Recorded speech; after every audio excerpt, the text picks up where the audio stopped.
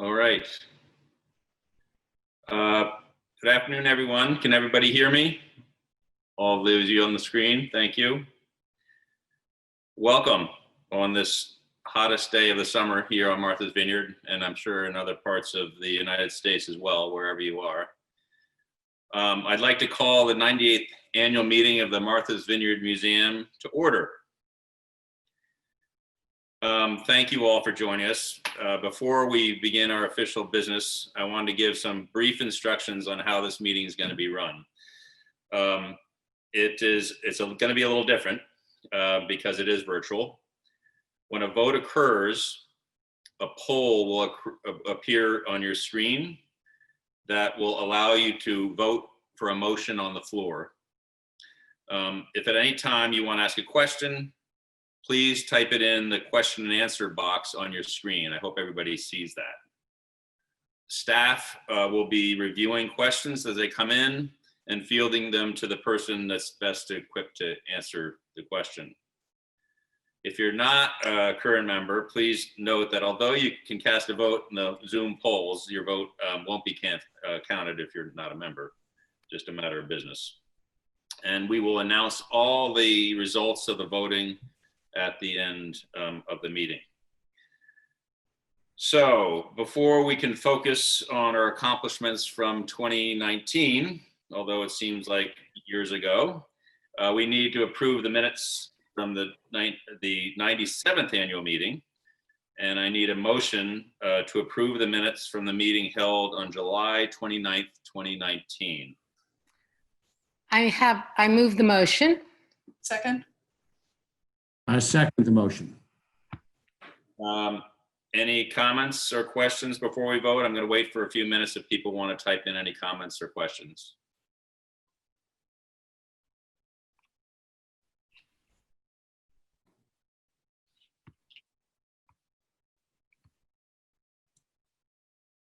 Okay, well, these are going to be those awkward pauses that we'll have during a virtual meeting. Thanks for bearing with us, and I'm really glad that people could join us. The agenda for today, I'm sorry, something just popped up on my screen, but I don't know what that means. I'll continue. The agenda for today is I'm going to make some remarks, and then Heather Seeger, who is our interim executive director, will make her remarks. You're going to hear from Dale Garth, our treasurer. Then Kathy Weiss, who's the chair of our governance committee, has some things she needs to share with us, some votes that we have to make there. And then Heather's going to conclude with the awarding of the MV medals to 3 distinguished individuals. I'll just say that in my opening remarks, 2019 was a year in which a long-held dream came true. We finished restoring the majestic 1895 Marine Hospital, and we moved our main campus to Vineyard Haven and opened the doors of the new Martha's Vineyard Museum on March 13th, 2019. That June weekend was spectacular. We had 2,200 people flocking to our museum in the first 3 days, full of events. That included the opening of the Benton exhibit. We had a grand opening gala with spectacular fireworks over the lagoon, and it concluded with a free family festival where we drew over 1,400 people. Pretty amazing. Over the course of the next 9 months, 25,000 visitors came to our museum. That's about 4 or 5 times more than we ever got in a year at our old campus. Furthermore, we gained more than 1,000 new members. We also educated over 1,000 new students through our programs, and we quadrupled the inquiries into our library. It just shows how important this institution is to our island. We established new collaborations with organizations and individuals around the island that helped enrich and diversify our offerings of every kind. We opened an expanded shop, museum shop, featuring local artisans, very important, and worked with the Art Cliff renowned Gina Stanley to open our first light cafe, where I'm standing right now with this wonderful Fresnel lens behind me and a beautiful view to my right. To my left, behind the Linneman Pavilion, is the Rose Styron Garden, which we commissioned stone artist Lou French to build. And importantly, we began the creation of the Cookhouse Gardens in Edgartown so that we could hold on to a treasured house and property that really represents the roots of this institution and pretty much of our island. So you're going to hear more detail on things throughout the course of this meeting, and Heather will talk about some of our more recent initiatives during this unusual time. It's tough to talk about 2019 when it seems like so long ago and so much has happened since. Suffice to say, we continue to need to raise money to cover the funds that were required to finish our building project and support our operations. And like all museums, we are dependent on contributions.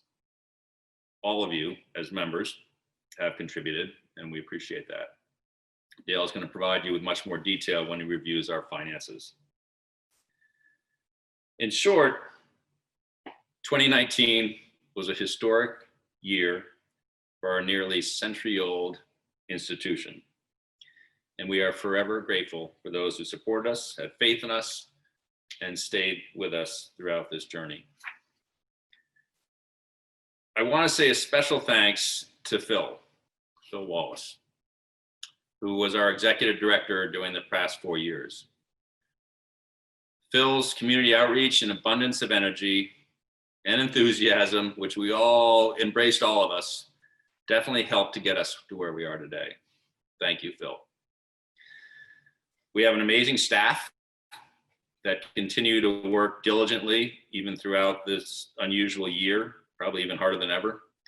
And Heather Seeger, our interim executive director, who you'll hear from in a minute, is a very experienced and capable leader of our organization in this interim time.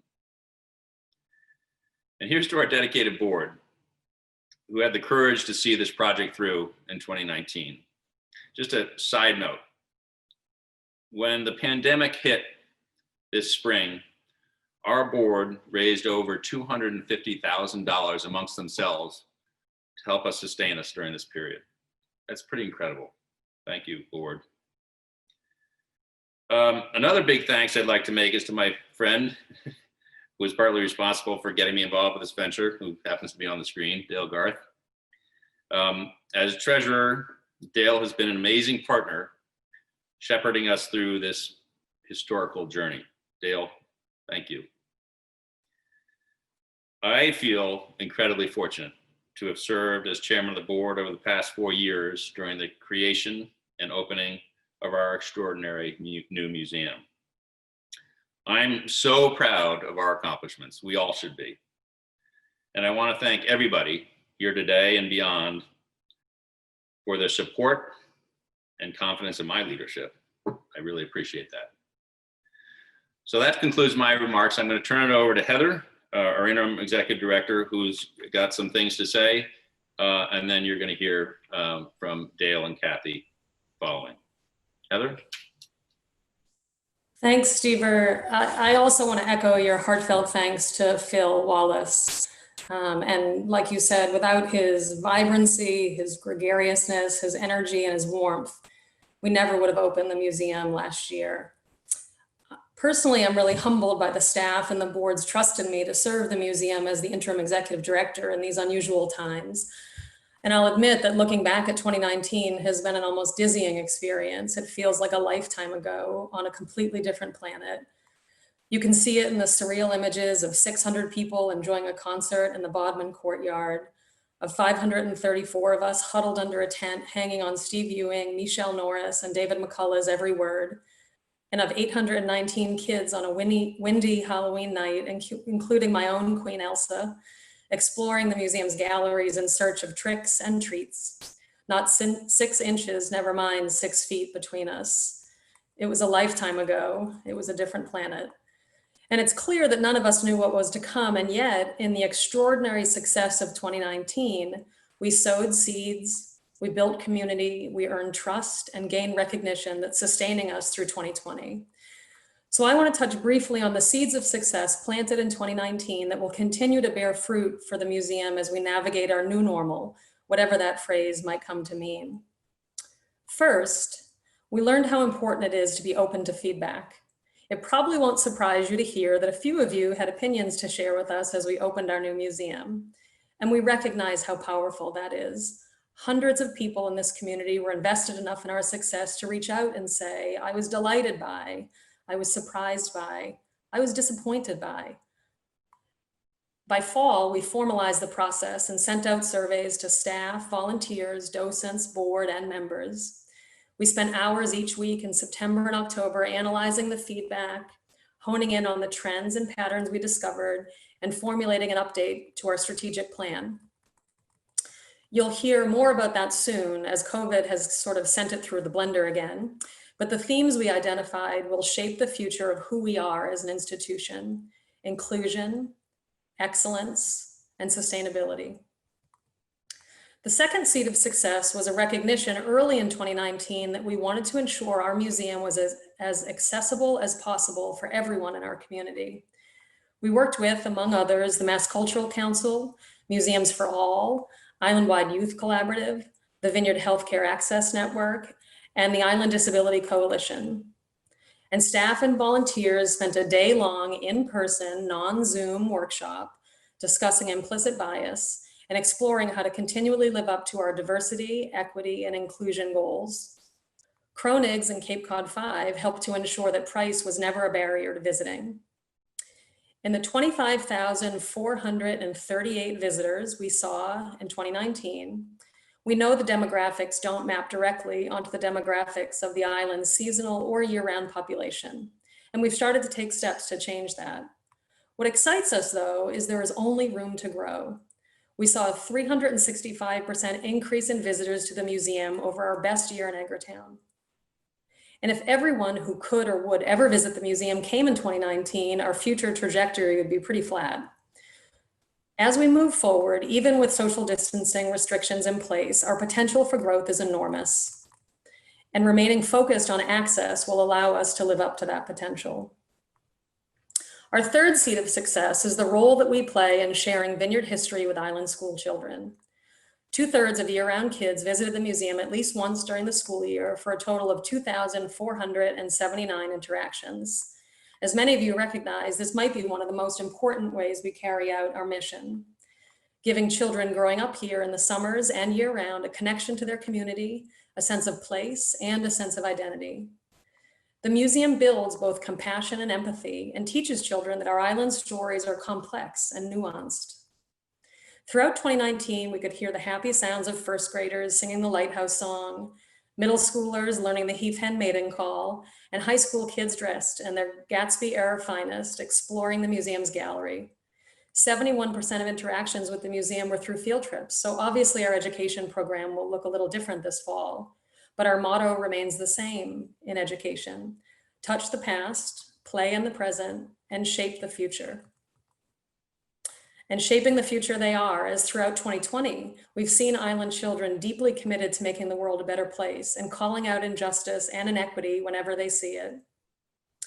In conclusion, I mentioned the themes of our strategic plan: inclusion, excellence, and sustainability.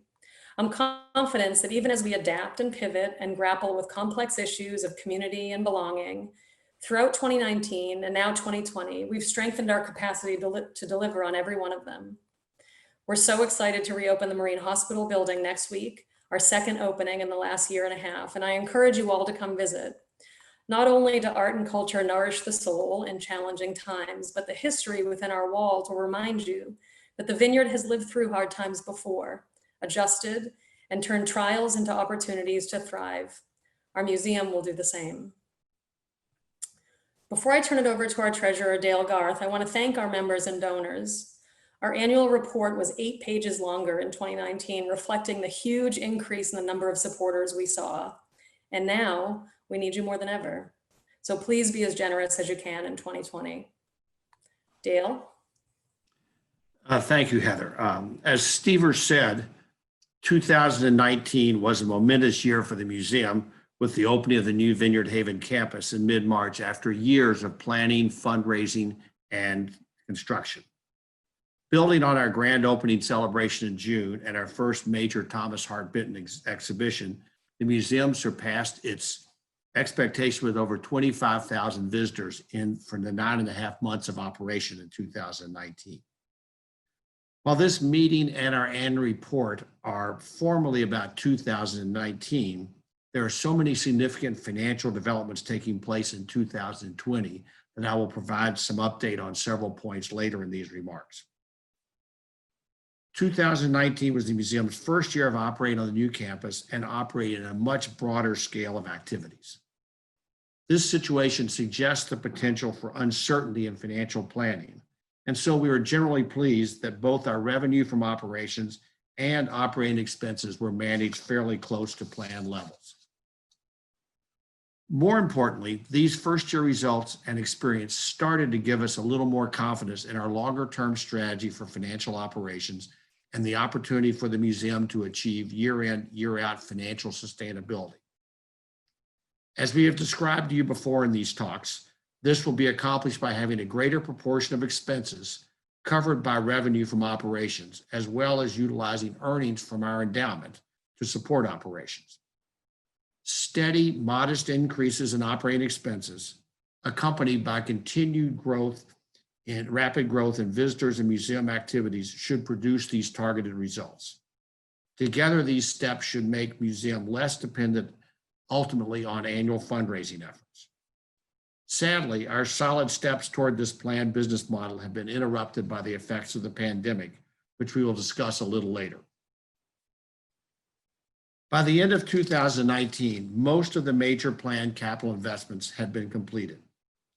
The development of the new campus, including the Rose Styron Garden, was finished for a total of $19.8 million, now with only a few loose ends remaining. This was primarily paid for through funds from the Comprehensive Capital Campaign. Outside of the Comprehensive Campaign, the museum has received donations of $2.5 million to purchase and make improvements on 3 houses on Skiff Avenue adjacent to the new campus. These houses have proved invaluable for providing collection storage, office space, and other supporting needs.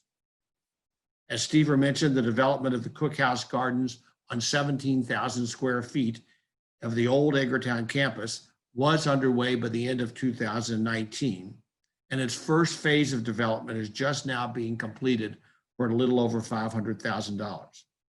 These funds also were raised specifically for this project outside of the Comprehensive Campaign. While these major investments are mostly completed, we anticipate that there will be ongoing capital planning investments needed to maintain and make improvements in the museum's first-class facilities. While the Comprehensive Capital Campaign was formally completed at the end of 2018, the museum still needed to raise funds to pay the remaining costs of construction and ongoing operating support. At the beginning of 2019, the target was to raise $9 million in the 2 years of 2019 and 2020. This would complete the funding for the building project and endowment, support operations for these 2 years, and build the needed working capital for moving forward. Progress was made toward this objective in 2019, but at a slower rate than planned. To help manage the timing of cash flows in this long construction process, by the end of 2019, the museum had borrowed $7 million under the bank agreement, by the way, which was reduced to $6.8 million in January of 2020. As the targeted funds are raised over the next few years, the museum does not plan to have any bank debt outstanding. Another important financial step is to build the museum's endowment to help support future operations. In 2019, the museum continued to add to the endowment, and by the end of the year, it had reached $2.5 million. While not a 2019 event, it is important to note that the coronavirus pandemic of early 2020 is having an impact on museum operating and financial results.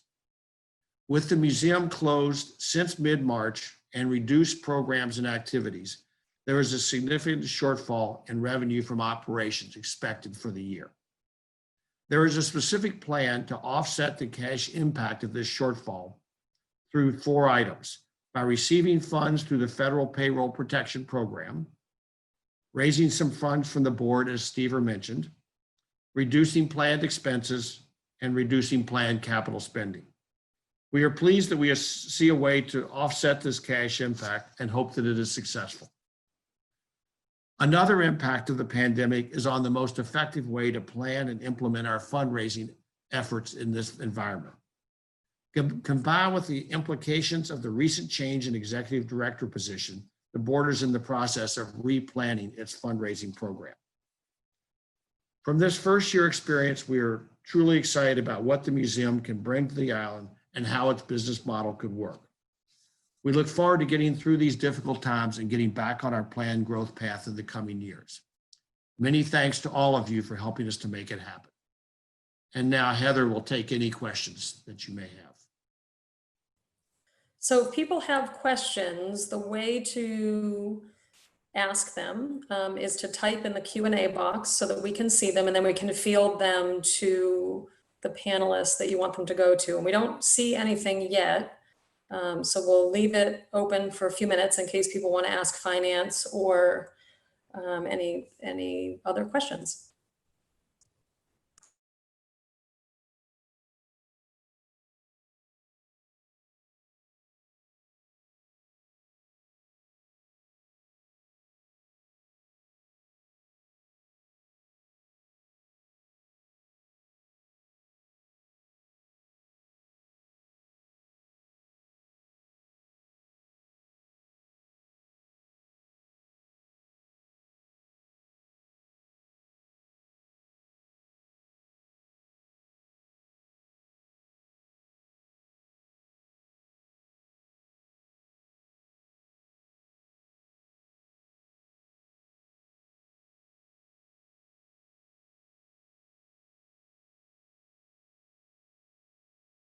Okay, so we have one question from an anonymous attendee asking the museum's reopening plan in the next couple of weeks. So we announced to our members on Thursday that we're going to be reopening on August 4th for members, and then to the general public on August 7th. We have been working really diligently over the last couple of months on a reopening plan and feel really confident that we have all of the health and safety requirements, above and beyond the health and safety requirements, I should say, that the state is asking of museums in place. So we have a couple of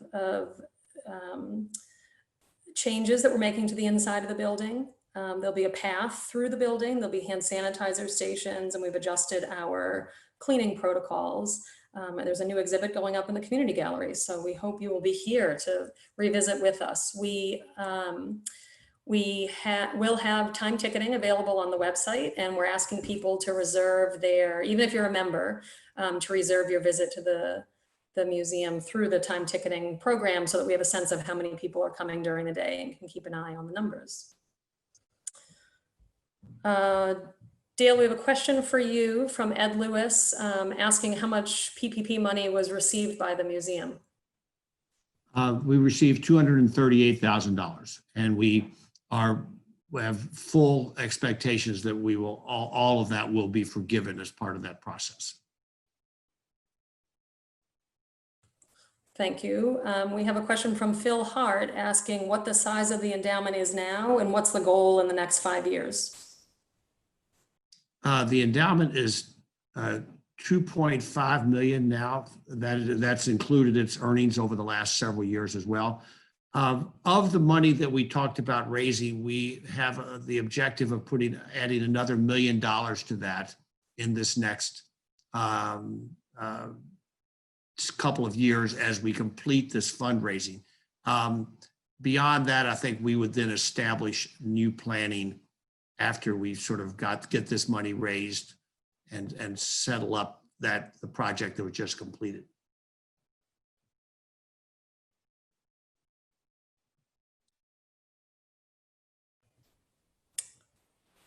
Okay, with that, I don't see any additional questions. I'll give participants a second. If you are furiously typing a question and don't want me to move forward, you could raise your hand. There's a little Zoom technique there. I don't see any additional questions. So Kathy, I am going to pass it to you. Kathy Weiss is our Governance Committee Chair and is going to lead us through conversation about retiring trustees, new trustees, and some changes to our bylaws. Kathy? Good afternoon, everyone, and thanks to all of our members who are taking the time to participate. It's a real treat to be in the Morgan Learning Center at the museum, and I hope once we open, some of you will come up to see it yourselves. The annual meeting is always a bittersweet time. While we welcome new and continuing board members, we must also say goodbye to board members who we have worked with for many years and for whom we are so grateful for their contributions. This year, the Governance Committee was busy. In addition to the bylaw revisions, we established recruitment, orientation, and stewardship policies for our board. We also conducted a skills survey and worked with our committee chairs to consider what our ongoing transition means for their work. Our first order of business today is to move to elect the Governance Committee's nomination of the slate of officers previously sent to all of our members. After careful consideration and deliberation, the committee unanimously supports this slate for the class of 2023. Nat Benjamin, Jeb Blatt, Gordon Cromwell, David Foster, John McDonald, Phil Regan, and Kathy Weiss. Do I have a motion to elect the slate of board members nominated by the committee? I move the motion. Is it seconded? I second the motion. Is there any discussion? And again, I think we'll give everybody time to write a question if there is one.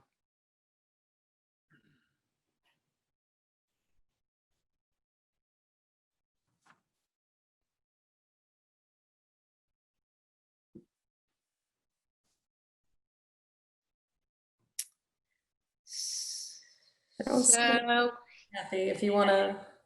yeah, hearing no discussion or questions, we will complete the vote. All in favor of the motion vote yay, any opposed nay, and I guess we can't abstain. So it'll be yay or nay. Thank you. I'd now like to take a minute to thank our members whose terms have expired. Quite frankly, the Martha's Vineyard Museum would not be the quality institution it is today without Elizabeth Bime. For 17 years, Elizabeth has passionately contributed her time, talents, and treasures to the museum. As most of you know, Elizabeth chaired the board for 6 years, and it was during this time that we made the eventful decision to dream large and realize a vision that lived up to our mission. Elizabeth, thank you for your leadership and ongoing commitment to the museum. I hope you will stay close and continue to push us to reach for the stars. For 6 years, Julie Flanders' steady and thoughtful island perspective has been an invaluable guidepost. Her generous gift of space over many years for our Bliss Party created an unparalleled venue for the most happening dance party on the island. And as an officer of the board for the last 4, Julie helped shape the vision for our new Vineyard Haven home. Thank you, Julie, for all you have done to help us realize our dreams. There's a common saying often used, what would he say? That we each fill in with the person who has consistently been true to his core values. In my case, on the museum board, it is Chris Murphy. For 6 years, Chris has been both an active and committed board member. However, for many more, he's been involved in numerous ways. As the captain of our ship, that is our catboat Vanity, Chris could be found on any given morning waiting at the Edgartown Pier to provide a beautiful and informative sail to those lucky enough to secure a spot. Thank you, Chris. I hope that as we move forward, you will be proud of your ongoing influence, as I assure you, I will continue to ask, what would Chris say? As a stalwart leader of our special events committee, Juliana Rogers ensured that year after year, our annual Evening of Discovery Gala would be a resounding success and reach new heights and attendance and revenue. And who among us didn't vie for the one auction item that we could count on every year? A delicious and beautiful dinner for 10, prepared and hosted by Juliana. Juliana, I know you were unable to be on the island this summer, and I hope that you and your family are well and enjoying your time together. Thank you for your service. I also just want to take a minute to publicly thank our 4 officers. Steve Aubrey, Barbara Elaine, Dale Garth, and Julie Flanders will all be passing their baton in August.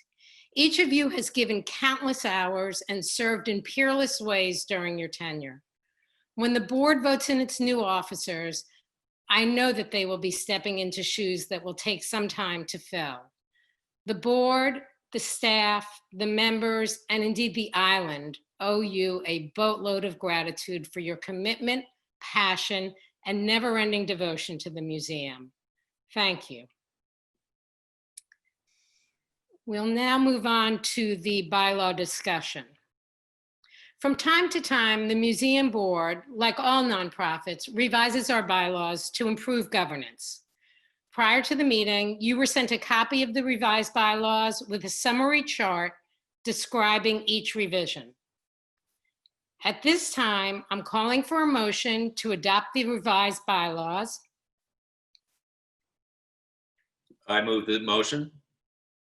Is there a second? Yes, second the motion, please. And the motion is now open for discussion.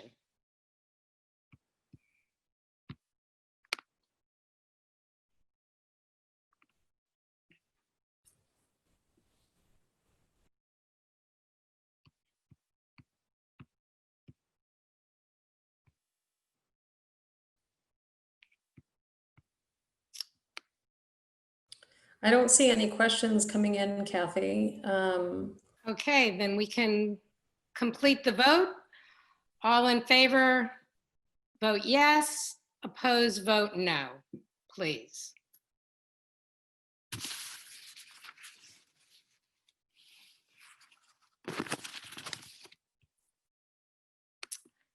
So that concludes the governance section, and I will pass it on to Heather, who will introduce and present the MV medals. Thanks, Kathy. So as we tabulate the votes from the various motions, we're honored to share with you this year's MV medal ceremony. Since 1923, the museum has been the safety deposit box for images, stories, objects, and voices of Martha's Vineyard. The stories we tell are thorough and vivid because our collection is acquired from people who relish their connection to the vineyard and trust we will preserve it for generations. As the premier storyteller of the history, arts, and culture of the island, the museum introduced the Martha's Vineyard Medal in 2009. The medal is awarded annually to leaders in the community who recognize their outstanding leadership on Martha's Vineyard in one of the following areas: historic preservation, fine and performing arts, literature, community activism, education. This year, we are privileged to award the Martha's Vineyard Medal to Steve Bernier, Skip Finley, and Juliana Germani.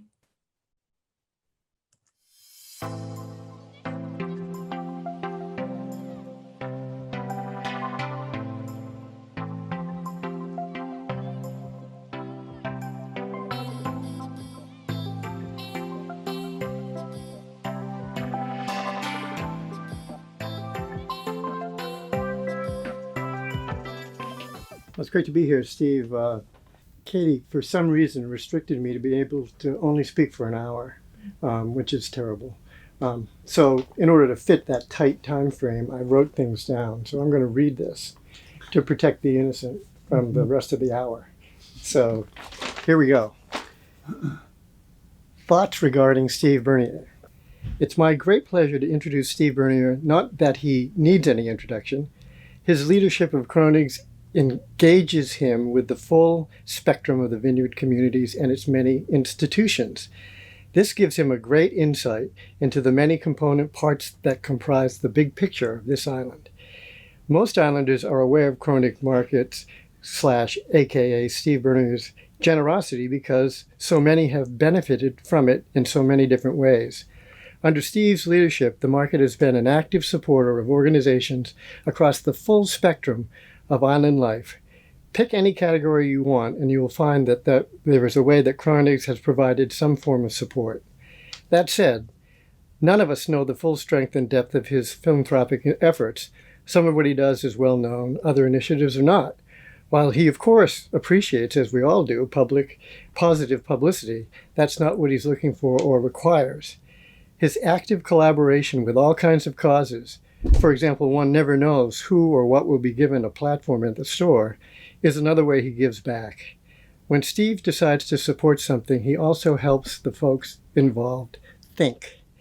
He is not a passive supporter. He has a keen mind, wide-ranging interests, and asks great questions. Soliciting Steve is an opportunity to discuss the totality of the Vineyard experience. He and Constance have a great awareness of and understanding of the interconnectivity of the island community. I've had the privilege of soliciting him for a variety of organizations and always walked away with some new knowledge, new insights, and stimulating thoughts. It's like getting a presentation report from a consulting firm in terms of an independent, professional, objective analysis and thoughtful suggestions about what is presented to him. And I should add, it's always interesting, most definitely stimulating, and fun. His actions reflect his concern and respect for, first, his employees and customers, think year-round Islanders discounts, for example, and more broadly, the amazing diversity of people and the physical environment that continue to create the soul of this special place. Lastly, I can't end without pointing out that he is arguably the best parking lot cleaner on the island. So if you're looking for that kind of support, you might consider approaching him as well. Thank you, Steve, for who you are and all you do. It might be said that you deserve a medal. Gosh. And I happen to have one. From you. I have it right here, and I'm going to bring it over and lasso you. Congratulations, my friend. Well deserved. Thank you. Thank you. It's an honor. It's wonderful. This is a beautiful place, and happy to be here to serve. Thank you.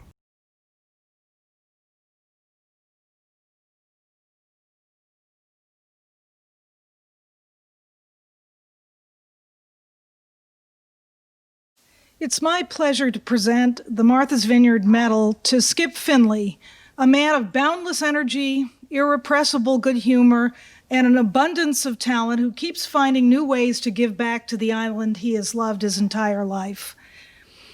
I thought I'd keep this short and just list a few of the things he hasn't done, but I know from experience that would only encourage him. Skip grew up coming to Oak Bluffs every summer and moved here for good in 1999. He knows every inch of the town's geography and every turn of its history.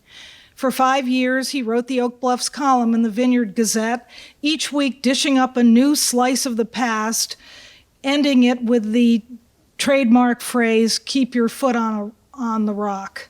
It's now compiled in a book called Historic Tales of Oak Bluffs.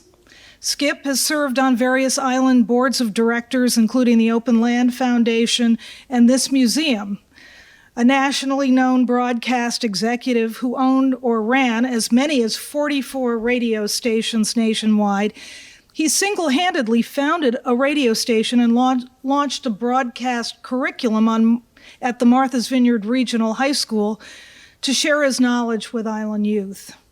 In a typical burst of enthusiasm a few years ago, he co-wrote a novel about coming of age on the Vineyard and most recently published a groundbreaking work of scholarship that is getting tremendous attention called Whaling Captains of Color, America's First Meritocracy.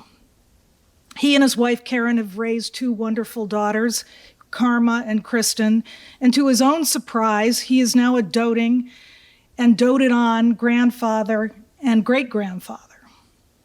Did I forget to mention he also works alongside me every day as marketing and sales director at the Vineyard Gazette? When the museum is finally able to open again, be sure to look for Skip's picture in an exhibit about the summer community in Oak Bluffs. He's sitting on the beach with his handsome family, a kid about 7 or 8, that angelic face only hinting at the force of nature he would later become. I'm delighted to present this medal to a man I truly admire, a trusted colleague, and a dear friend, Skip Finley. Skip.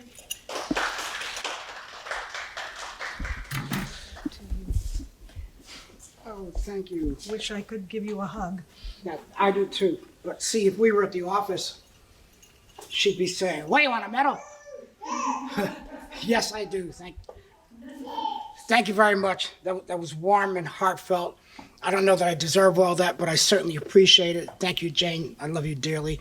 And thank you, Martha's Vineyard Museum. And if you get a chance to write a check, the Martha's Vineyard Museum is spelled M-U-S-E-U-M. We'd appreciate it. Thank you so much.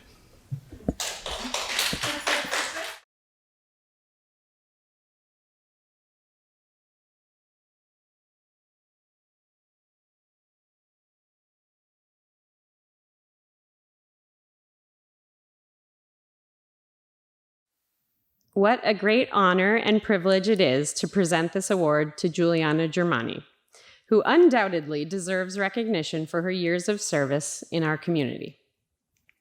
Juliana is the founder of the column in the MV Times, Saudades, featuring stories and information about Portuguese-speaking members of our community. For many, her column serves as a window into this sub-community, offering food for thought, greater perspective, and explanation into the realm where languages and cultures cross every day in our community. Through this work, Juliana has sought out and made many acquaintances throughout the community. Building the trust of a community is no small feat, and initiating the process of community preservation is courageous leadership. Her work in this area truly is an act of service done out of love and in solidarity with her fellow Brazilian immigrants. Additionally, Juliana is both secretary and board member for the Island Grown Initiative. She is a member of the advisory board for MV Youth. She has done extensive work with the Martha's Vineyard Film Festival and led a project with students surrounding a Brazilian film on street harassment. She has participated in meetings and surveys for the Island Affordable Housing Fund.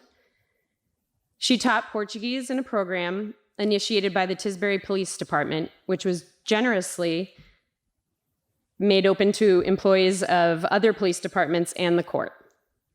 She partnered with the Edgartown Police Chief in an effort to bring more bilingual students in as summer hires, an initiative to introduce students to the field of criminal justice. She was also a participant in the Brazilian peer-to-peer mentoring program. Juliana had an enormous role as the first Brazilian classroom teacher at MVRHS, and I believe Martha's Vineyard. She devoted herself to the Portuguese program's success and growth, believing strongly in its mission to educate students to be linguistically and culturally prepared to be contributing members of a global society. The concept of continuing to study Portuguese while living in the US takes an understanding of the principles of literacy and typically requires some convincing. Juliana's ability to connect with parents and students was seamless.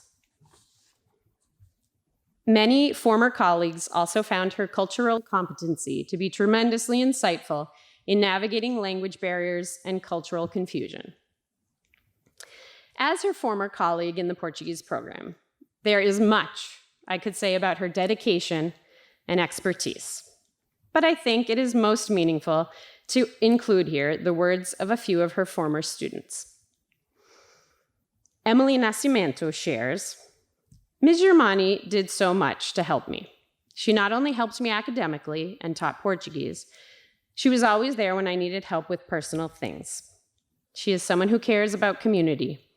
She made me feel like it was okay to be Brazilian in the US. She is always helping to unite the two communities. Ms. Germani is someone I highly look up to. Larissa Oliveira shares, when I look back on my years at MVRHS, the teacher who had the biggest impact on me was Ms. Germani. Not only did she encourage me to be the best student, but really the best human being. She taught me that my voice is important. She taught me that through educating myself, both in school and out in the world, it will help me be the best person I can be and will enable me to face my problems head on.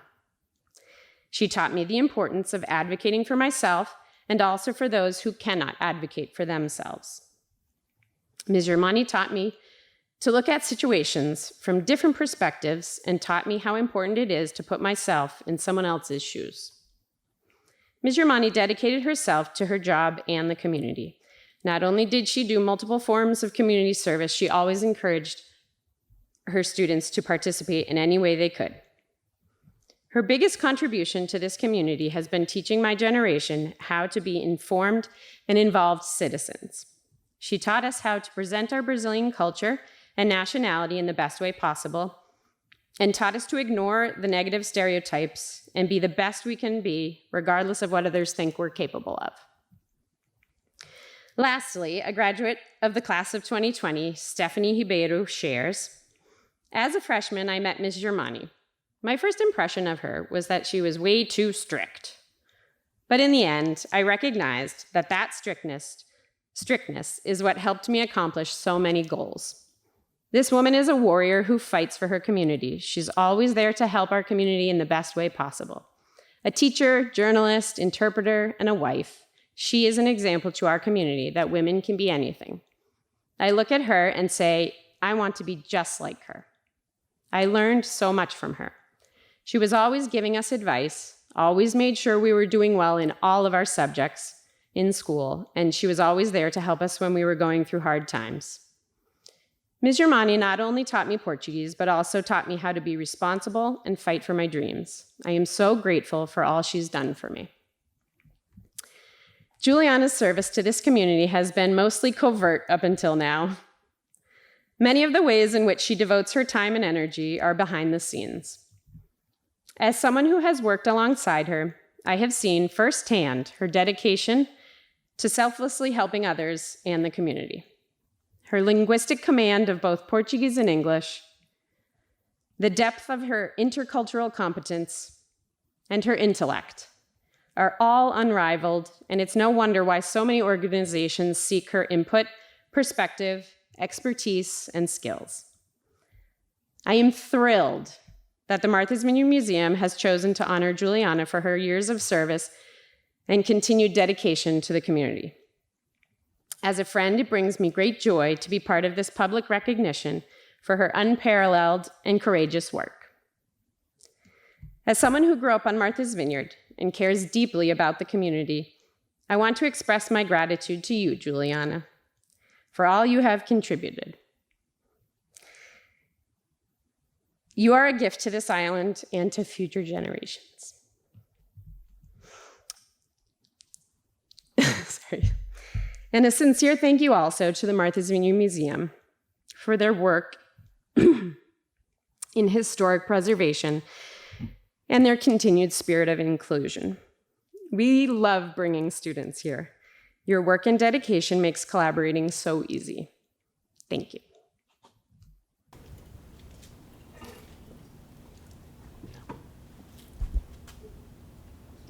Thank you so much, Jane, for all your words, and also to Larissa, Emily, and Stephanie. That was really touching, and I'm so moved. Thank you so much. Raising the profile of the Brazilian community remains a priority for me. For this reason, I'm grateful to the Martha's Vineyard Museum for helping me to document this chapter of island history in which Brazilians are playing a major part. The families who are here now and the children in our schools for whom Portuguese is a heritage language are part of the future heritage of Martha's Vineyard. I'm thankful that I can play some small part in this vast and multifaceted story. Thank you so much.